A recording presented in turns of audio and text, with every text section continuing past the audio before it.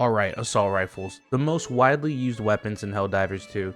There isn't really anything special about them outside maybe a few exceptions, but let's just get right into each of the platforms. Assault rifle stereotypes. The AR-33 Liberator, the assault rifle which we will all have when we leave basic. Either a fresh cadet or a super private Liberator purist, this weapon is used by many a Helldiver that a stereotype is quite hard to pin. You have new players, the all I need is my Liberator diver, the guy who rocks BO1 tactical armor with the Liberator, and while they have 90% of the war bonds finished, they only use the starter gear. The Liberator users are a vast bunch. Some may say you have a spectrum of divers, but let's be real, you need to be on the spectrum to love this game. The AR-23P Liberator Penetrator. This is either your first weapon giving you access to a primary that is AP3, or you were gaslit by a YouTuber or friend into thinking this is somehow meta, or the Chad off meta option, when there are obviously better AP3 and even AP2 weapons in the sandbox. But hey, don't let me stop you from using it. In all seriousness, its deceptively low damage but secretly high utility and access to Liberator levels of customization make it something that can answer most situations you find yourself in. The AR-23C Liberator Concussive. Helldivers who use the Liberator Concussive come from the school of thought of crowd control. Even though it's better to just outright kill their target and not have to worry about the enemy, they will delude themselves into believing a quarter of the mag to stun the target is somehow an optimal strat. That, or they remember the early days when this weapon actually shot explosive rounds and it was the closest thing we had to a bolter at the time. The STA-52. No one has this gun. I wish I could make a stereotype of this, but since no one has it, at most it's a Hellgas cosplayer or people who pick it purely for the aesthetic, since it's just a different modeled Liberator. Sad to see how Halo even beats Killzone in crossovers. I guess Arrowhead is really good at keeping to the accuracy of a brand. The AR-32 Pacifier.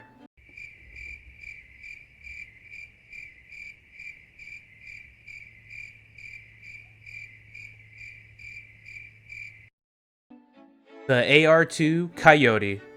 The Coyote is the assault rifle for turbo sweats. Sodium in their blood, Red Bull in their IV, and a catheter setup. The people who use it want it to be able to solo load 90% of the roster of each faction with their primary alone and not have to use stratagems. Is it better than most ARs in the game? Yes. That, or you have been asking for a space AK since the inception of the Second Galactic War, and now you can too rock a Kalashnikov.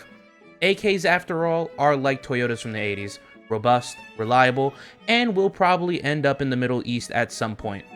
Or, I guess in this case, Hellmire. It's the Coyote. Everyone uses it. The MA5C.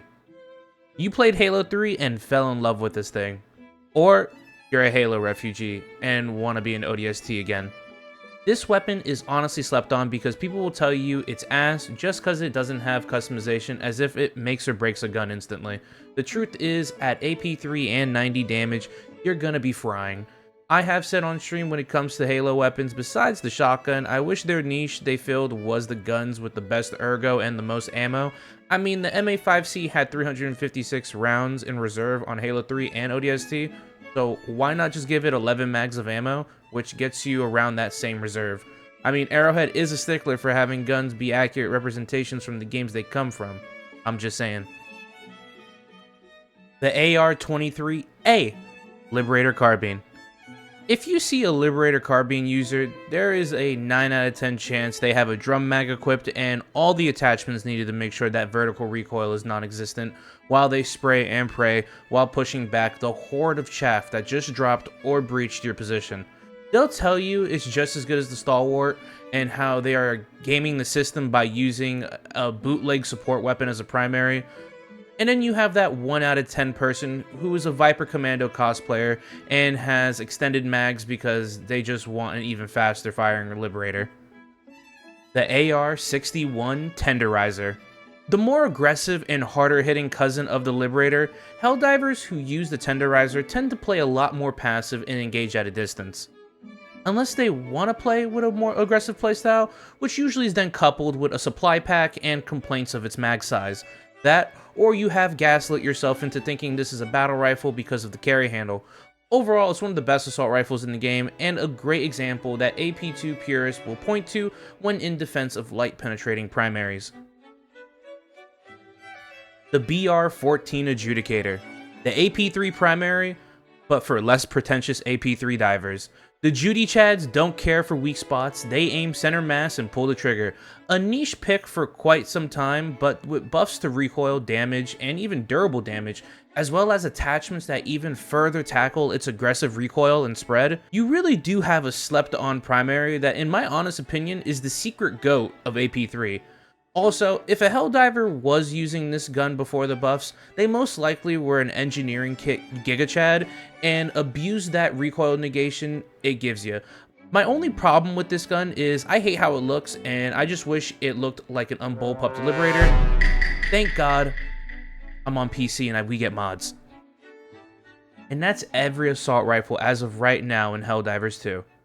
There is inevitably gonna be more added to the game, and even though assault rifles are my pride and joy, Arrowhead, I really think it's time we give some other categories some love, like marksman rifles. Give them some more options. Other than that, if you're looking to be part of something greater Helldiver, come join the 2nd Liberation Battalion, where we host special events, coordinate for the most optimal liberation effort, and ship posts while spreading managed democracy. This is it for me.